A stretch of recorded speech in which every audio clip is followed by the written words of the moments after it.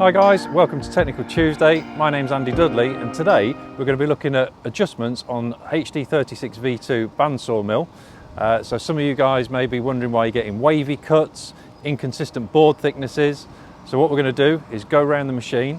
I'm going to show you the adjustments to be carried out and hopefully it will cure some of the faults that you may encounter. So the first thing to do when setting your mill up, it doesn't matter if the ground is uneven. On this particular mill we've got 6 levelling legs. So you always want to get the mill level front to back. So with the spirit level on there, bubble in the middle, and also get it level side to side. That means the carriage can run absolutely perfectly along the bed. I'll show you exactly what I mean.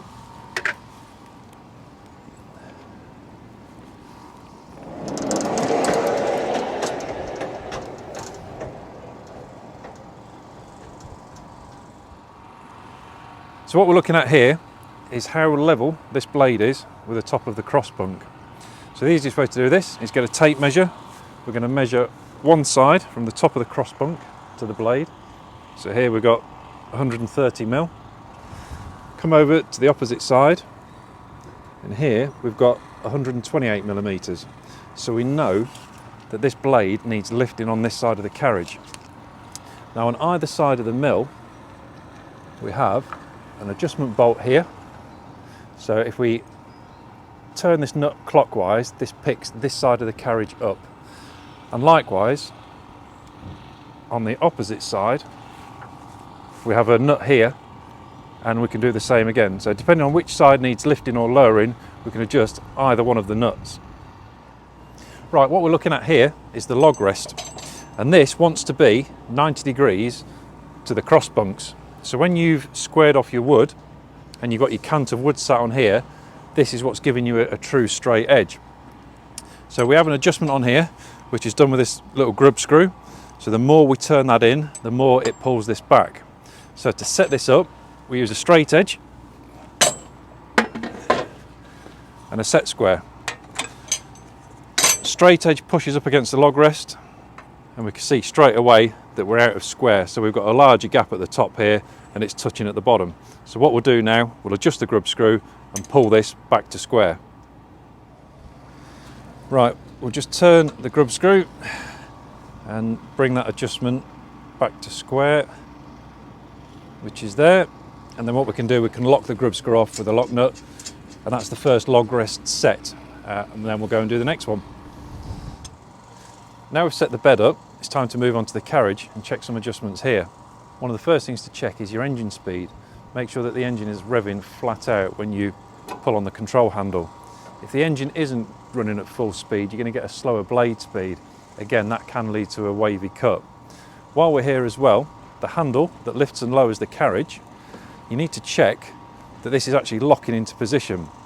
If you start to make a cut, vibration from the machine can allow the handle to wind down, so you can end up with say 20 millimeters at one end and you could end up cutting 30 millimeters at the opposite end. So here we need to do an adjustment on the brake cable for the handle. The little black knob at the top here, if you give that a few turns, that puts more tension on the brake cable and then locks the handle wherever you leave it. Every couple of hours of milling you want to be removing the blade guards and checking inside here for a build-up of sawdust. If you get too much sawdust building up, it can get into the groove of the bandwheel, which can then cause pressure on your drive belt and actually twist that drive belt. When it twists the drive belt, as the blade is running on it, the blade could end up being tilted one way or another. So again, you're not getting a straight cut. It could lead to a wavy cut. So always check in here, sweep it out, check the condition of your drive belt. If it's starting to fray or there's chunks missing out of it, it's time to replace it. Another main important thing is your blade tension. So blade tension on all the Norwood sawmills is done on a T-handle. And to set the correct tension, make sure all the tension is wound off. What we do is we start to turn the T-handle so you can just see the blade start to lift up. So you can just see it start to take tension. From that point, we're going to go 5 full turns of the T-handle, possibly even 5.5. 1, 2, 3, 4, 5, and we're now set at the correct tension. Not only that, there is actually a little viewing window, so you don't have to count the turns, you can actually visually see. Like I said, you don't have to count the turns because now we have this little viewing window here. Inside you can see the yellow spring, and what we're going to do is turn the T-handle and watch that spring go inside the tension mechanism, so when it comes up to the very edge of the window we know full tension is set.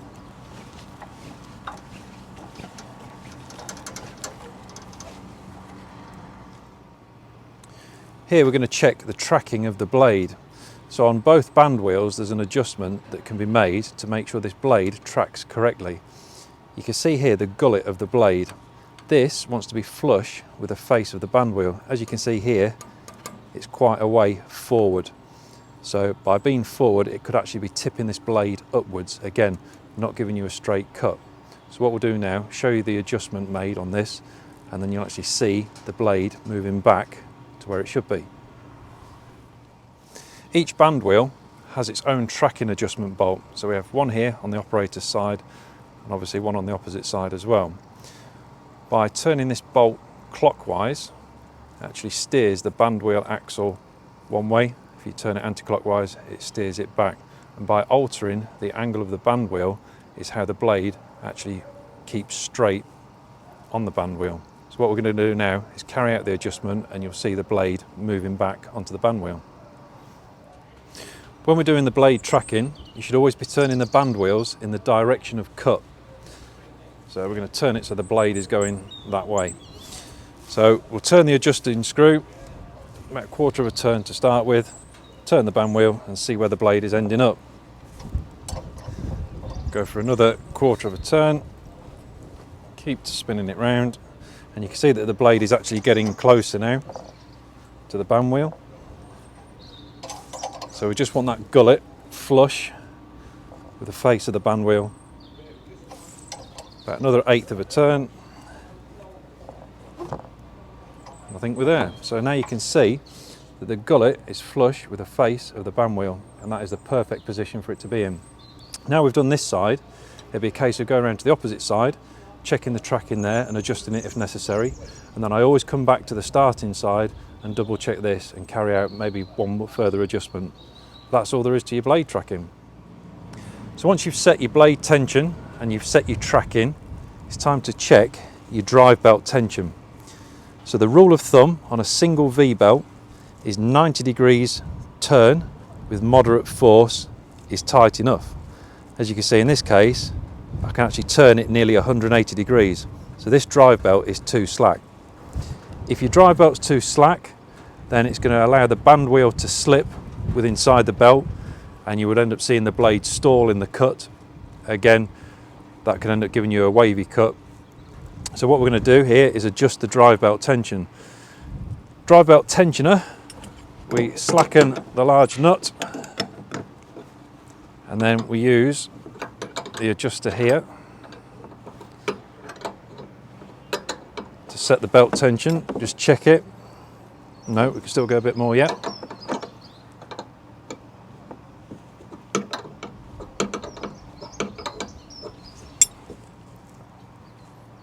And that's about where we want to be. So 90 degrees, moderate force between your finger and thumb.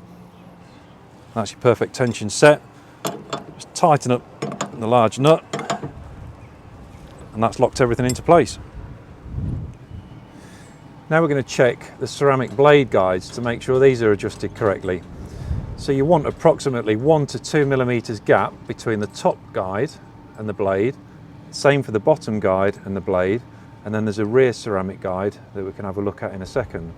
But you can see straight away here that the gap in the bottom ceramic is too large. So the way we adjust this is we slacken the clamp here,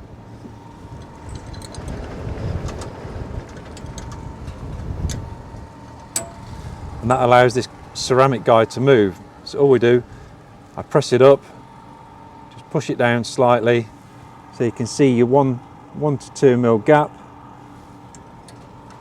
and retighten the clamp.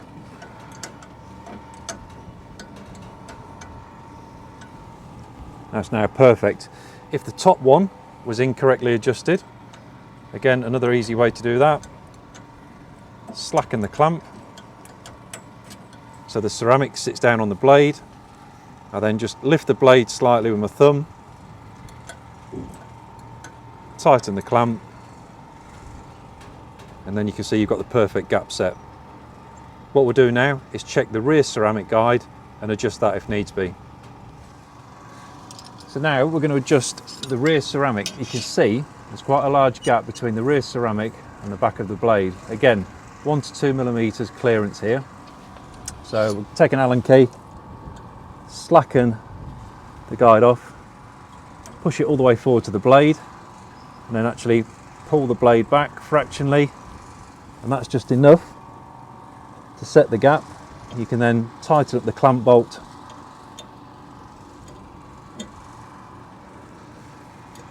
that's perfectly set. Once you've done one blade guide, move over to the fixed blade guide and carry out the adjustments on that. While we're here, after we've done the adjustment on the guides, quite a few questions I get asked is about the water lubrication. So you can see that the water flows down this pipe onto the top of the blade. A lot of people ask, you know, how much should it be absolutely flooding it with water? Should there be a constant drip on there? That all depends on the actual wood that you're milling. What you're looking for, ideally, is you don't want bone dry sawdust coming out of the exhaust port. You want enough water on there to make the sawdust just damp, but also you'll feel a little bit of heat in the sawdust as well. So to adjust your flow of water, underneath the water reservoir you've got a tap. So you can adjust that tap there to fine tune the flow of water. So make one of your cuts, check the sawdust. If it's absolutely wringing wet, you're using too much water. If the sawdust is too dry and it feels hot to the touch, again, you're not using enough water. So just try and find that fine-tuning balance of that correct amount of water. Like I say, it just wants to be damp with just a little bit of heat in it. Right guys, we've been through all the adjustments on the mill. So everything that I've told you will cure 99% of your problems with wavy cuts and inconsistent board thicknesses. That last 1% could be down to your material, depending on what type of wood you're milling. We have noticed in the past that spruce is one of the worst types of wood to mill to keep a nice straight cut. That's due to the grain pattern in spruce, where the blade loves to follow the grain. If you are doing that and you find you're not getting a straight cut and everything else checks out on the mill, the final thing to do is to increase the set on the teeth of your blade. So tooth set is when you look along your blade and you will see certain teeth leaning over one way and then the opposite tooth leaning over the opposite way. So to increase the set means to spread those teeth further apart, and that helps to keep it straighter through the cut. That is about the final thing that you can do when it comes to a wavy cut. Thanks guys for watching this video. If you've got any questions whatsoever about the adjustments that I've carried out today, or any questions in general about Norwood Sawmills, then please feel free to give me a call on my number shown at the end of the video, and I look forward to speaking to you next time on Technical Tuesday.